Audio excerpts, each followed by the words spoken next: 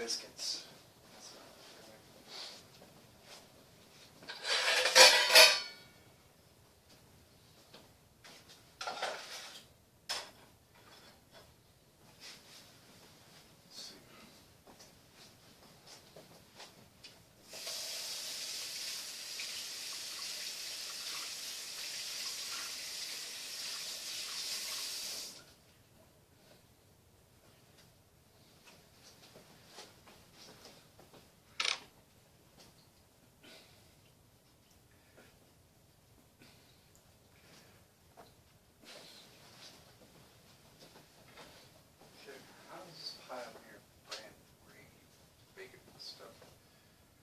Cups of the baking mix, 1 cup.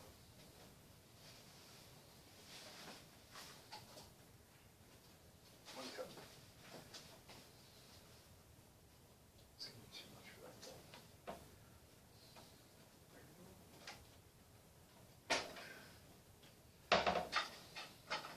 that. Note to self, buy big plastic bowls. Yeah, big plastic bowls.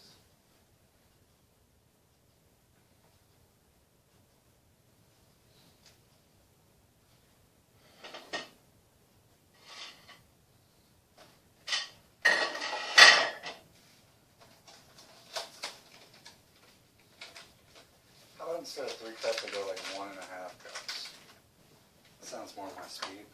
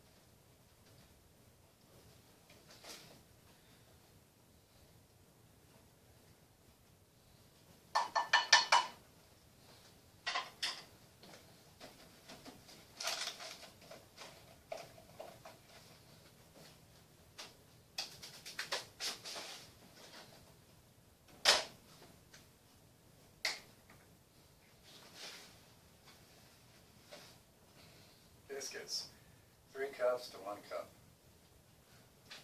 Heat up.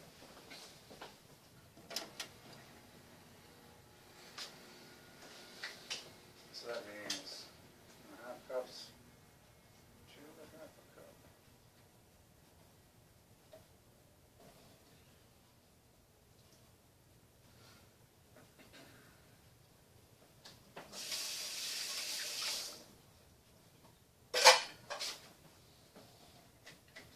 I guess I did have enough milk in here. I still got milk. Yeah, I definitely did have enough milk. Oh, well, I guess I'm going to do.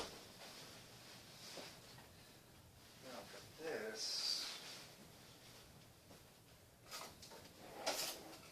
I've yet to devise a way of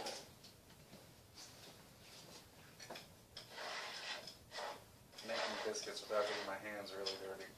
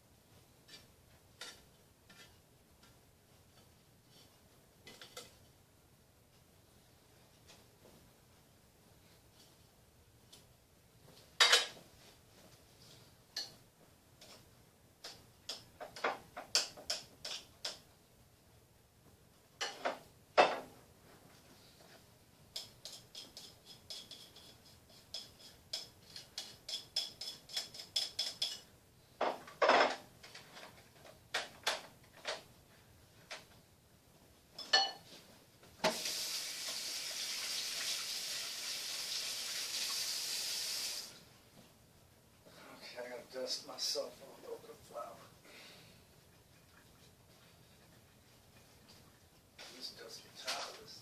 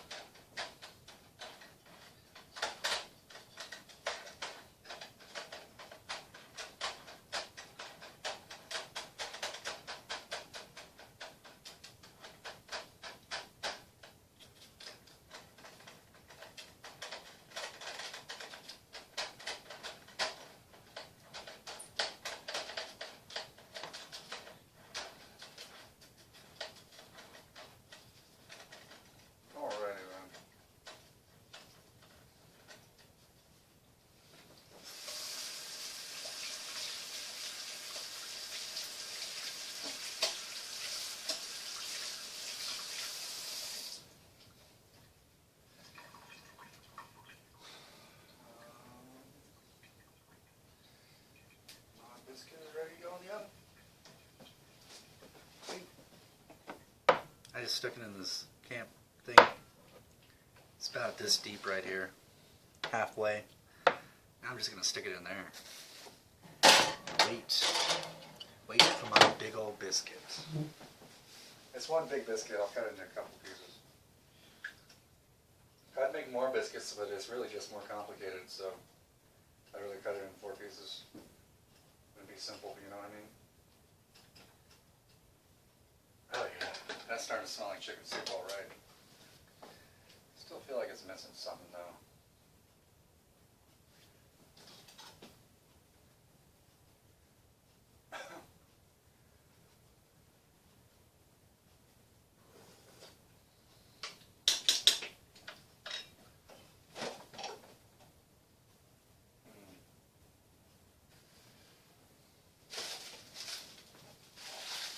I think I'll put some more of this bacon in here. Need some more. Something. I feel like that can give it to it. Half buckets, the whole pot of chicken soup.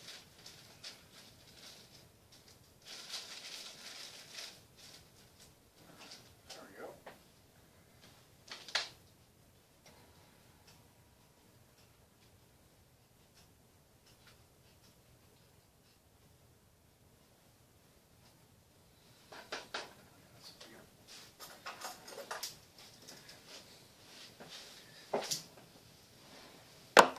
I'm about to watch some TV.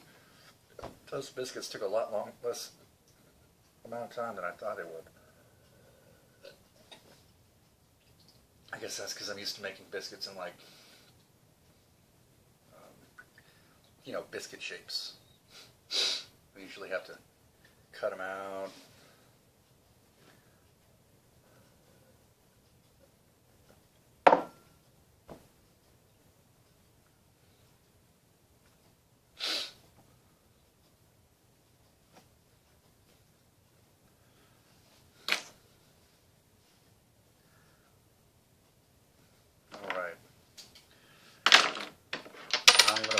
TV. Right after I get some more. No.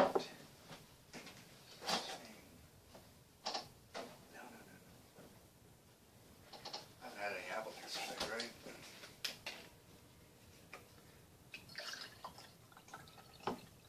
Oop, too much. Why is that an IHOP? $4. $5 maybe even.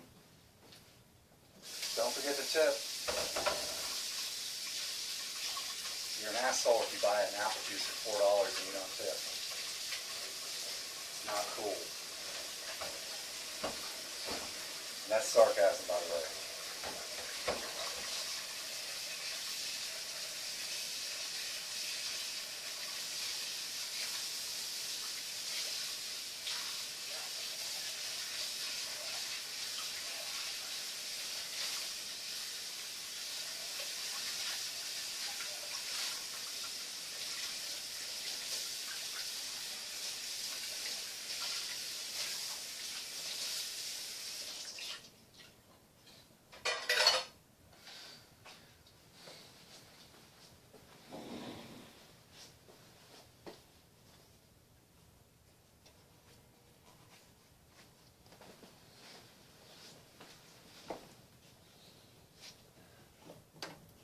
biscuit is rising really well.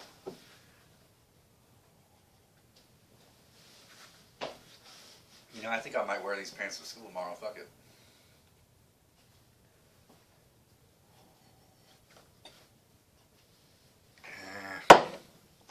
Probably better not.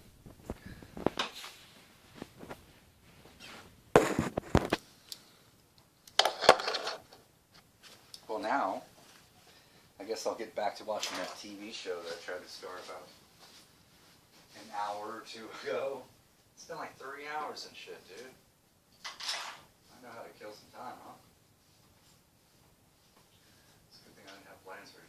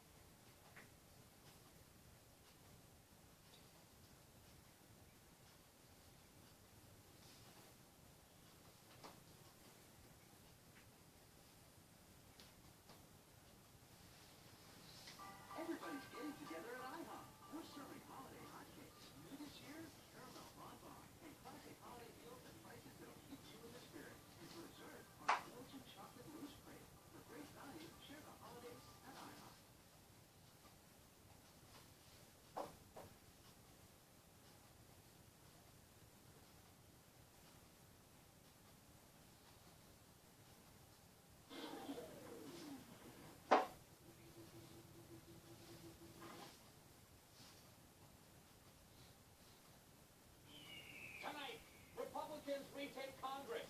Could they drive its approval rating all the way up to 0? Then, an important breakthrough in snack foods. Cheese nips that contain real cheese and real nipples. And my guess is Andy Cohen, host of Bravo's Watch What Happens Live. Tonight, you can watch what happens pre-taste. A scientist in Germany has discovered a way to make diamonds from peanut butter. So fellas, you can now propose with a jar of gin. This is the Colbert Report.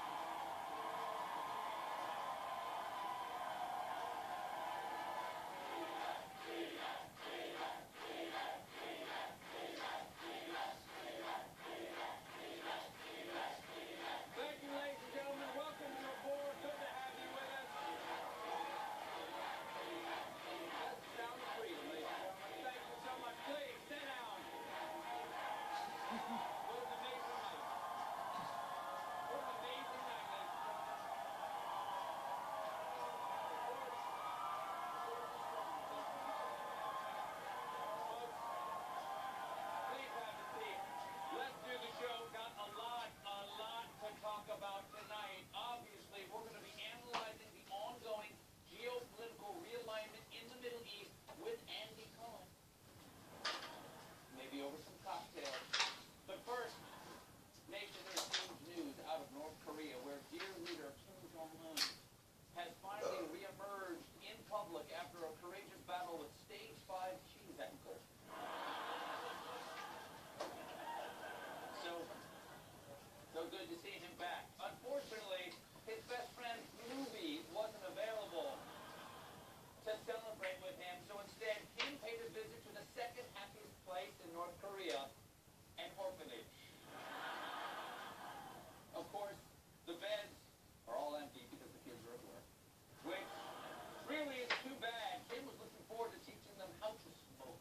Of course, they'll eventually have to pass that cigarette off to the stuffed animals boning on the dresser. In the background, shit.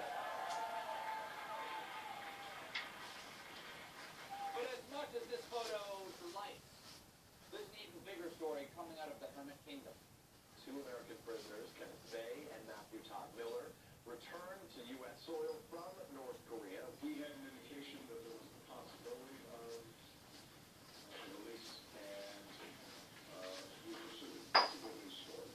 Is it good news story, sir? The Fox News is reporting Obama canceled 2 Americans' vacations. Yeah, shocking. Of course, the most miraculous part of their release is that it was not negotiated by Dennis Rodman. Their release was secured by America's top spy, James Clapper, the director of national intelligence, who carried a personal letter from President Obama to North Korean leaders. Yep, we gave him a dose of the Clapper, and all it took was a personal letter from the president. That is a nice personal touch. These days, too many kids just text their pardon request.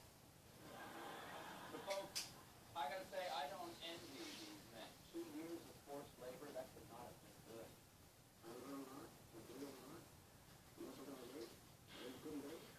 Or maybe it was great. You know what they say, you can never be too rich or too imprisoned in North Korea.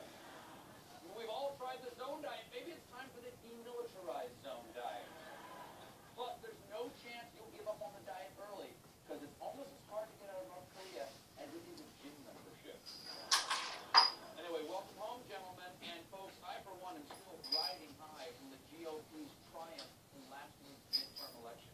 This means there will be more Republicans than ever making government smaller by working full-time in Washington. In fact, there's only one way to describe this victory. We've got a new Congress, we've got a new mandate. The mandate was skepticism by American people that the country's not headed in the right direction. It was absolutely a mandate. Yes, it was absolutely a mandate, thanks to an historic turnout of just 37% of eligible voters, the lowest since 1942. And remember, that was the greatest generation. Back then on election day, the young people were too busy answering the call of duty to vote, just like young people today. Now that the GOP has their largest majority in 85 years, thanks to the lowest voter turnout in 72 years, they have the obligation to enact the agenda of the angriest man in the smallest county in Iowa. They just need to do one thing. Now the Republicans need to govern. Put forward their plans, their ideas, their solutions to the country. They need to step forward with a plan. Show the American people that they can govern. Republicans will have to take this golden opportunity they've been given and actually govern something. Yes, it is time for Republicans to govern. Before this, they were just paid extras on C-SPAN. And that call for GOP leadership brings us to tonight's word.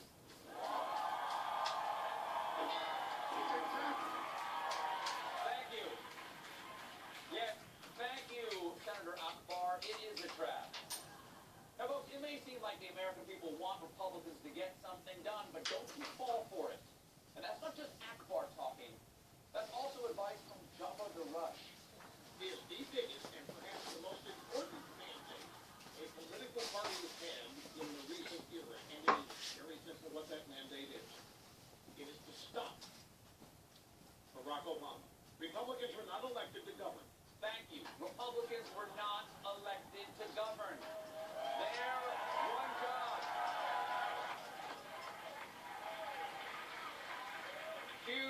Huge Rush Limbaugh fans here tonight.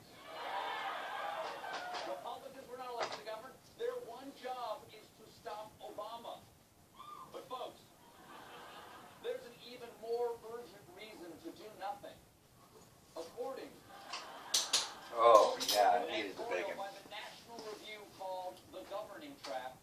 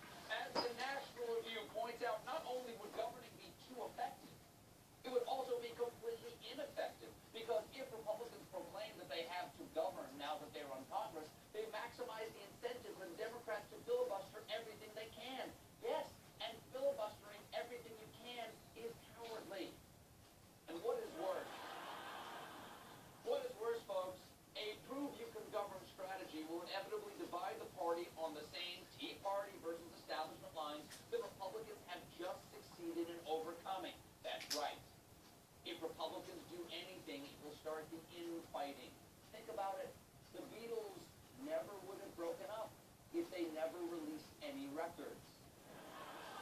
Instead, I believe, instead of making the mistake of doing things now, the National Review says the GOP should focus on the future by building the case for Republican governance after 2016 and explaining what Republicans would do if they had the White House. Yes, it's time to show the American people that Republicans are capable of bold, decisive action. Then Republicans will be able to take back the White House. And when they finally have control of the presidency and both houses of Congress, at last it will be time to govern, is what they want to do. But that's just another trap. Because the GOP can't act until they've secured an all-Republican Supreme Court, 50 Republican governors, 50 Republican state legislatures, and an all-Republican prom committee. And even then, even when there are no Democrats, left anywhere, they still should not govern, because then another Republican could run against them in the primary, and it'd be wide open to attack on their voting record if they have one. Of course, refusing to govern at all might eventually become hard to sell to the American people, so they might have to wait until there isn't an America anymore. And if they refuse the responsibility to govern, well, that'll be right around the corner. And that's the word. We'll be right back.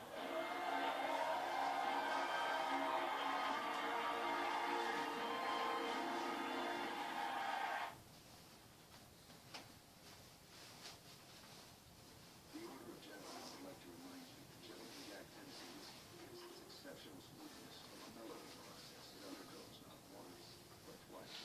Because if once is good, twice is better. Which is why the Order of Gentlemen would like to remind you that Gentleman Jack Tennessee whiskey gets this exceptional smoothness from a mellowing process. It undergoes not once, but twice. Gentleman Jack Double Mellow Tennessee whiskey. We do it for the gentleman.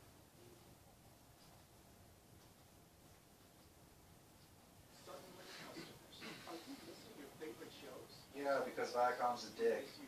I don't want to be the guy who's crying and stuff. It doesn't have to be this way. I'm a soccer fan. You don't have to spend another day without your favorites like Nickelodeon, TV Land, MTV, or Comedy Central. I have a solution, guys. Switch providers now and get your channels back. Visit Viacom.com for more information. Amazing.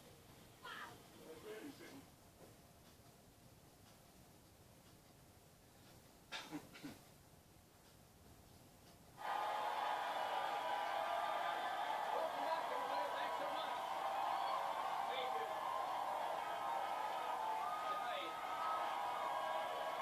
Tonight I come to you with news that there is a scientific breakthrough giving millions of Americans hope for a better tomorrow.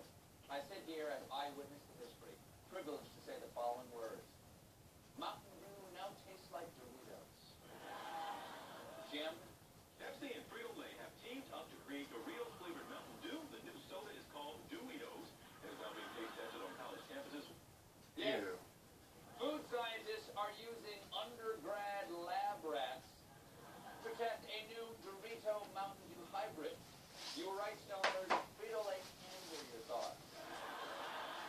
Finally, ladies and gentlemen, an answer to the question, what if my Doritos were wet and caffeinated? What would that taste like? Kent State freshman Steve Barnes tasted Doritos soda at the Ohio College recently. He describes it as like orange with a nacho cheese aftertaste. It makes sense. It makes sense. The main ingredient in Doritos is aftertaste. Now, thanks to PepsiCo innovators, those who want to drink their nacho no longer have to find the AMC concession stand where nobody's watching the cheese bump. But I gotta say, I'll admit I'm not proud of it, but I was once a dew doubter. I never thought Mountain Dew would be able to achieve cold fusion, but boy, did I slurp my words. And now PepsiCo has made good on the actual 2012 promise to, quote, take foods and drinkify them. How fitting. My favorite time to eat Doritos is when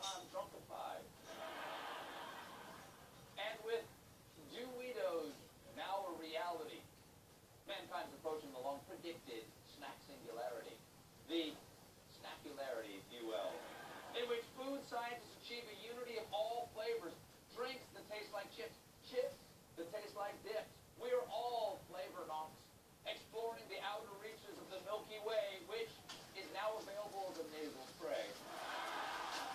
Even more profound, that'll wake you up, even more profound, the dawn of Doritos brings us to the very intersection of science and spirituality. It opens the taste buds to the infinite food court of the mind, known to the Buddhists as the Noble Eightfold Gordita.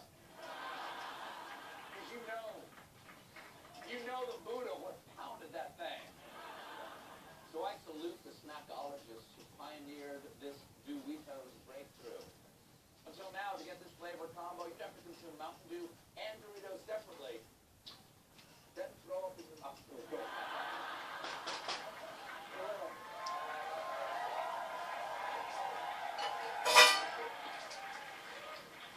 By the way, that would be a great slogan. We'll be right back.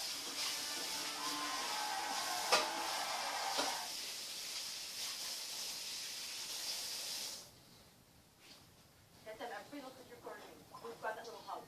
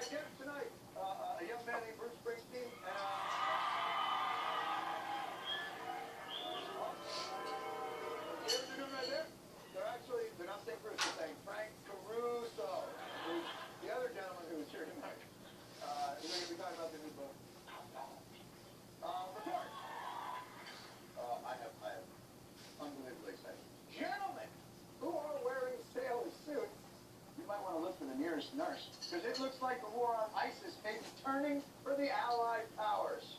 ISIS leader Abu Bakr al-Baghdadi possibly killed in the latest U.S.-led airstrikes in Iraq. Boom! Literally.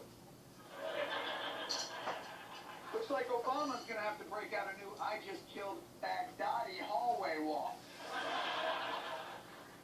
Might I recommend something a little more psychedelic, a little more Willy Wonka. It's not important. The important thing is this. Leader of ISIS. Iraqi officials are saying that al-Baghdadi was critically wounded in an airstrike this weekend. Or wounded. He's dead? Or wounded. Not quite dead. But that's not nothing. He's not in hell yet, but he is on the highway to hell. What I'm talking about. Let's get some information. Where did we nail it? Where did we nail it? According to the U.S., an airstrike was conducted targeting an ISIS convoy outside of Mosul. An Interior Ministry intelligence official claims the strike in the town of Qim. All right. The important thing is, though, we killed or critically injured Baghdadi somewhere in that area. It's still a big mystery to U.S. defense officials whether the leader of ISIS, Abu Bakr al-Baghdadi, was actually in a convoy that was struck Saturday night. How fitting. That the United States, in a bombing raid somewhere around Qim or Mosul, has killed or injured the leader of ISIS or some other guy. beat the rush hour traffic between Mosul and Game and had an old ISIS shirt stuffed with newspaper so he could use the HOV lane. Not exactly front page news. More about military blinder. How did the story get so murky? Turns out it was a tweet that set off rumors of Baghdadi's injuries. This tweet, this original tweet, was allegedly from the ISIL spokesman. However, that was very quickly denied by other ISIL sources who said that this Twitter account was run by Jordanian intelligence. Alright, no, so we think we killed Baghdadi because Jordanian intelligence is catfishing ISIS. That's just great. So for the foreseeable future, we have to assume Baghdadi is both dead and not dead. The paradox known as Schrodinger's terrorist. Look, hopefully this will discourage people, though, now from joining ISIS. Foreigners looking to join ISIS and other militant groups are now traveling by cruise ships to avoid airport security.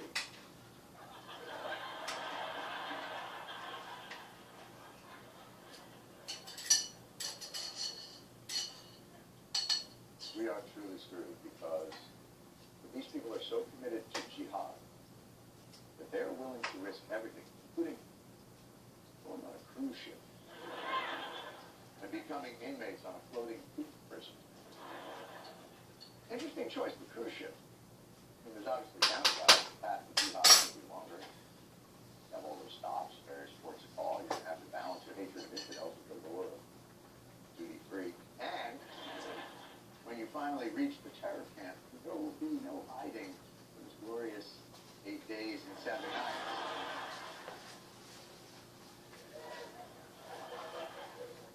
We can't trust terrorists to stay dead. We can't trust cruise ships. Is there anything we can trust in this fight?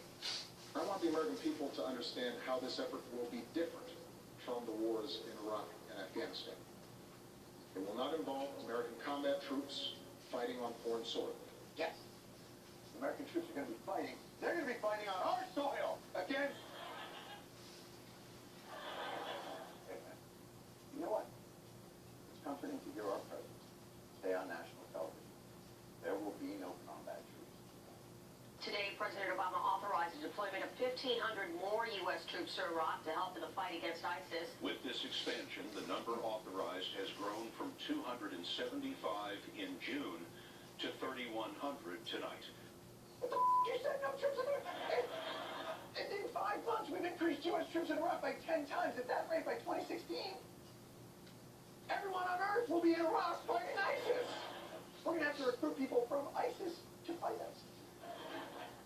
And those troops are boots on the ground. You said no boots on the ground will get no boots. The American forces that have been deployed to Iraq do not and will not have a combat mission. Their mission is to advise and assist our partners on the ground. Oh, I'm sorry. So it's not 3,000 troops. It's 3,000 advisors. Okay, well, you know, that's a lot of advice. I feel like after the first 2,000 give their input, the folks are going to be like, you know, I just want to reiterate what Tony said. You know, maybe the Pentagon can spin this a bit better. Less than half of them will be dedicated to the advise and assist mission. And of that number, and it's around 630 or so, it's important to remember that a good chunk of that will be enablers for the advisors, logistics, command and control, intelligence support for them. Okay. So half of the troops are advisors, and half of that half are going to be advisor enablers, which I guess is standing behind the advisor going, I don't know, that sounds like good advice to me. I would listen to that advice if I was... Obviously, I'm not giving the advice. I'm just a gentleman behind him. I feel like this is all sounding a little bull. Got anything bull? The remainder of the number, which is, I guess, about 870, something like that, they'll be dedicated to this building partner capacity mission, to the hands-on training. You know, the more out of your way to go to all these not boots on the ground, the more we're going to think. So now we're going to have 3,000 troops in Iraq again. Can we at least agree to stop it right there before before we get sucked all the way back into the quagmire? Should we expect that more troops may be needed before this is over? You know, as Commander-in-Chief, I'm never going to say never. Well, that sounds like to me. Suit up, old man! There's a partner capacity building mission in collusion we need your advice on. We'll be right back.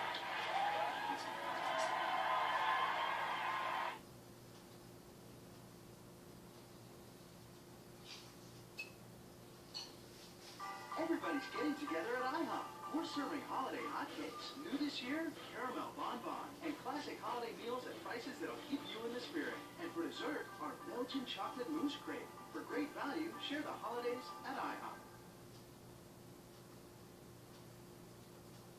Suddenly, customers. Are you missing your favorite shows? I'm so impressed. We miss you too. I don't want to be the guy who's crying and stuff. It doesn't have to be this way. I'm gonna stop this madness. You don't have to spend another day without your favorites like Nickelodeon, TV Land, MTV, or Comedy Central. I have a solution, you guys. Switch providers now and get your channels back. Visit keepviacom.com for more information. Wow. Amazing.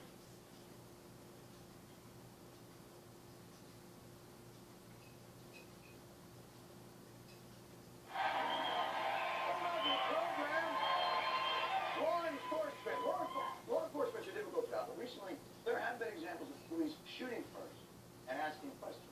Not asking. Shooting. Thankfully, one police department is taking an innovative approach. Problem first by first. Confidence in the police is at an all-time low. With the recent events in Ferguson and 8 miles away from Ferguson and over here and there, actually right here as well, and Staten Island, pretty much all over the country. It's no wonder many communities like this one in New Jersey have lost faith in the police. I'm more afraid of the police than I am of criminals. There needs to be more transparency, more oversight. They need to be trained on how to deal with the community. The two police officers at the end of the panel, what are your guys' thoughts? I'm not a cop. Yeah, we're just white. You're just white guys and you still don't like the police? I want to like the police, but I've dealt with the police, so it's hard. Okay, let me look into this. How do police restore public trust? One department is tackling the problem head-on by launching a brand new sensitivity training program. Officer Phil Crochet of the Austin PD. We had a couple of fairly controversial police shootings, and my assistant chief called me and asked me if we could get some kind of training to try to prevent future shootings from occurring. It's great to hear that the police department is finally taking the steps to protect the most vulnerable members of our society from being shot at. We always shoot for best practices. We always try for best practices. So how do you train officers to be more sensitive and maybe less trigger-happy? I met with program founder Jim Osorio to find out what exactly this training entails. Basically, the program is actually to teach law enforcement officers across the country, and even here in Austin. I want them to try something else other than just pulling their gun and shooting. Shooting should come when? As a last resort. That's why I tell officers use their baton. Stick your baton out there. They're going to bite your baton first. What? Because every animal can bite. Animal, Right. tough term. Well, they're all animals. They're not all animals. I'm talking about dogs. Oh. You're not training police officers to not shoot people, it's to not shoot dogs. Exactly. Oh, I see. Huh. Oh, that's so sad. But why dogs? Maybe Margot Frazier of the Austin Police Monitor would have an answer. There's more reaction when a dog is shot. As far as public outcry, as far as calling our office, than when it's a human being. Our phone system essentially gets shut down. That's when people start calling. That's when the calls come. How could humans care more about dogs than other human beings? Oh, look at this cutie. He's adorable. You're cute, Taco Bell. Who's a cutie? Who's a cutie? Oh, okay, I get it. There's a special emotion that a lot of people have about dogs. Yeah. What is it? They're so cute. That they're wet noses? I like the wet noses. Sound like you're a dog person. I love dogs. Keep you warm at night. If you put peanut butter on you. It's very loving. Why we want to protect them as best we can. Well, a cat. If it's someone's family pet, we would certainly not want to shoot it. You can't shoot cats now? Would you shoot a parrot that said, The Austin PD are a bunch of pussies. No, I wouldn't shoot that parrot. So it sounds like the program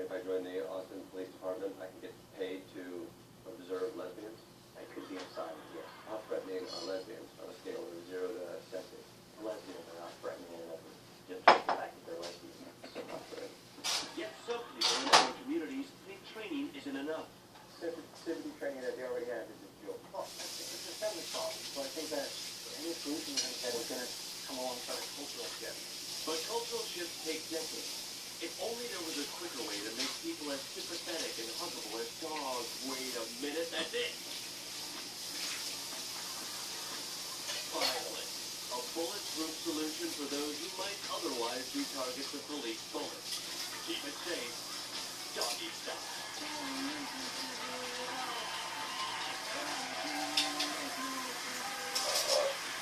Johnny Tucker, we'll be right back.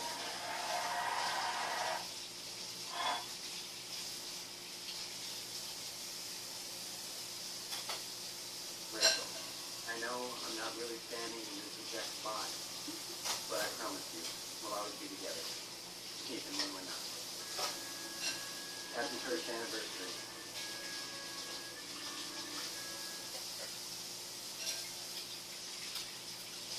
Where are we? I just woke up too. I'm the only one to do a squirrel voice. Well, I don't know if that's true. I'm a kid. No, I'm not. Family Guy. Nov3 and Nov3. Yeah.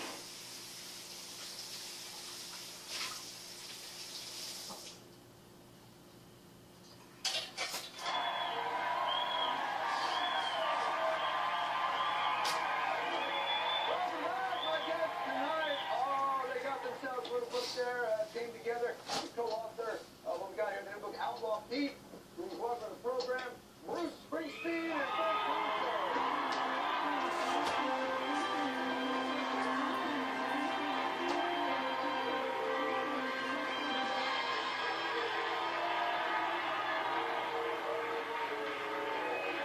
Please have a seat. Wow, they're getting a lot of boos. What did Bruce Springsteen do? Take a lion selfie or something? Holy shit.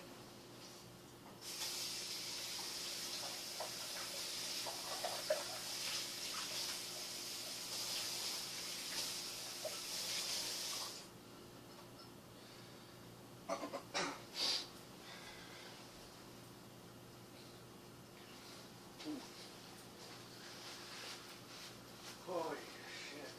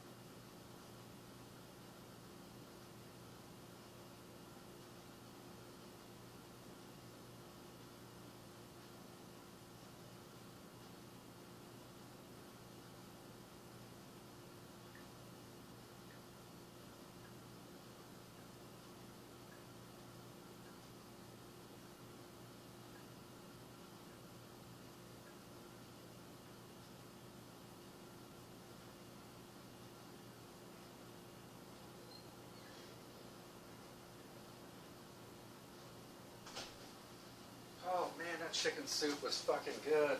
Just like home.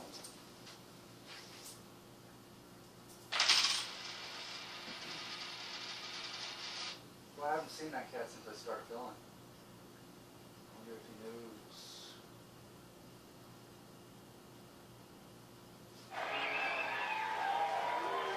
I know what they're saying.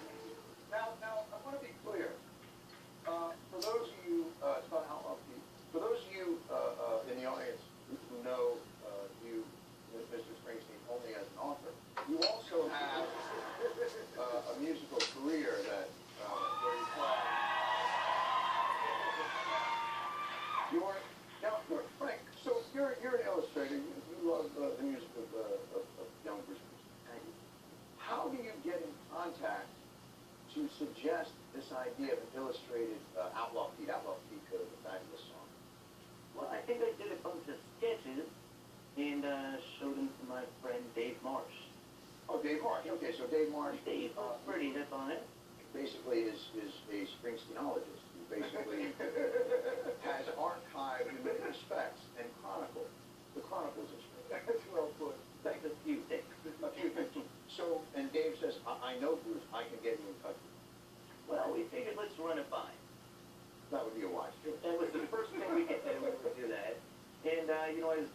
Dave's